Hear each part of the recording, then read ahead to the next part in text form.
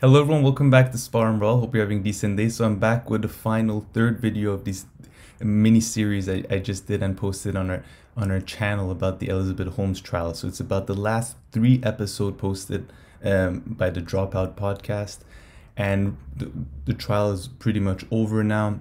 All the cross-examinations have been done, and Elizabeth, as I discussed, surprisingly to some, but not really surprising if you think about how confident she is and maybe how desperate they were, that they felt that they had to put her up there to kind of make her own final argument in a sense, and to show that, why, she wasn't defrauding people on purpose, investors, and all this purpose. So the final episode is a bit, in the beginning I found it to be a bit tiring, because again, when she's being questioned by the cross-examiner, by the prosecutor, she can't remember anything. But 2 minutes before that, when her own defense team were asking her questions, she was extremely articulate and could remember everything, and now suddenly she's clueless.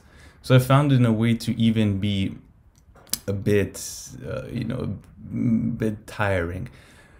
But then, so in the court, and I'm not a lawyer at all or know much about this, but pretty much when you put someone on the stand, so when her defense team put her on the stand, first they questioned her, then the prosecutors cross-examined her, and then her defense team, it's called a redirect, they questioned her again. So this gives her a chance to kind of address the claims that came out during the cross-examination through her own lawyers. And here she kind of did the typical stuff of blaming it on everybody else but her, that she didn't know that this was going on X, Y, and Z. But one thing that I found quite interesting, and this now is relevant to really the case as opposed to some of the other things that I've discussed in the previous video, especially one which is extremely troubling but not very relevant. So make sure to go check those out, because this video wouldn't make too much sense on its own. Which is that these forged documents, so there were 3 documents that she had forged, like literally put in the stamps and logos of big pharmaceutical companies on reports that they had made themselves, removed some of the text, added other ones, full out forged document, which is that she actually shared these forged documents with those companies themselves, or they got shared with them. And they didn't really come back to her and be like, hey, what the hell? We didn't make this report together. So apparently the forged Pfizer document that she had made was shared with Pfizer at some point, and they didn't really say anything about it, or she claims they're in fact happy with it or something like that. So yeah, and I mean, typically not typically, it's always the case when you take into stand, you're supposed to be under oath. And as discussed in my previous video, she's quite a religious person, which I found it to be both surprising and not surprising, as always is the case with Elizabeth Holmes. You're supposed to tell the truth, so you think she's telling the truth, but some of the stuff that she was saying, it didn't sound like the truth to me, because the prosecutors, when they were asking her questions, she said, like, she couldn't answer to them, and they would pull out evidence showing that, in fact, you texted Sunny this, or you put that in this email, so you did say that. Does this refresh your memory? But now some of them, it seemed like she's kind of you get the sense that she's going back on some of them, like, again, putting the blame on this person or that. So I guess she's technically not lying, they're probably working on the margin. So I really found that to be the most kind of relevant, and make the jury question again, to be like, okay, so this lady defrauded, sure, some big billionaire investors like the Devos family and the Murdoch family, like, who cares about them?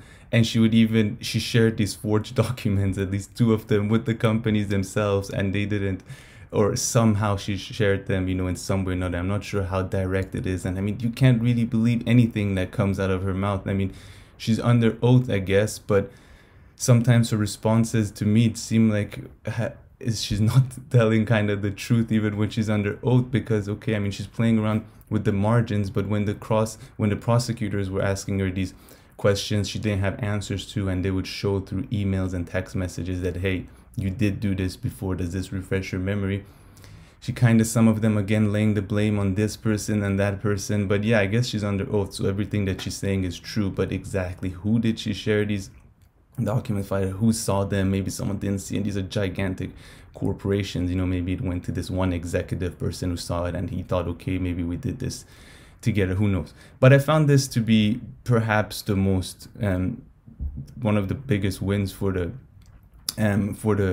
for her defense team. You know, some of the experts that the Dropout podcast bring, they put a lot of weight on what I discussed in the video about the allegations she made, what happened to her at Stanford, and then also after that with Sunny Balwani. All of these kind of humanize her a lot, and although all of them can be undermined very quite easily, but this is exactly to do with what she's being prosecuted for.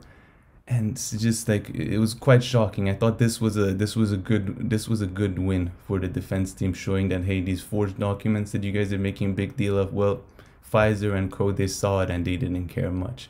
But then again, how true is that? To what extent? Who saw it? Who knows? But yeah, so it's the latest episode of the fallout, and through it we find out that of course now it's over. All the witnesses, everybody has been have been called upon. Everything's over, so it's just the final arguments being made, and they started on the 16th of December, if I'm not mistaken. So we're gonna find out the verdict apparently either by the end of the year or very, very early on next year.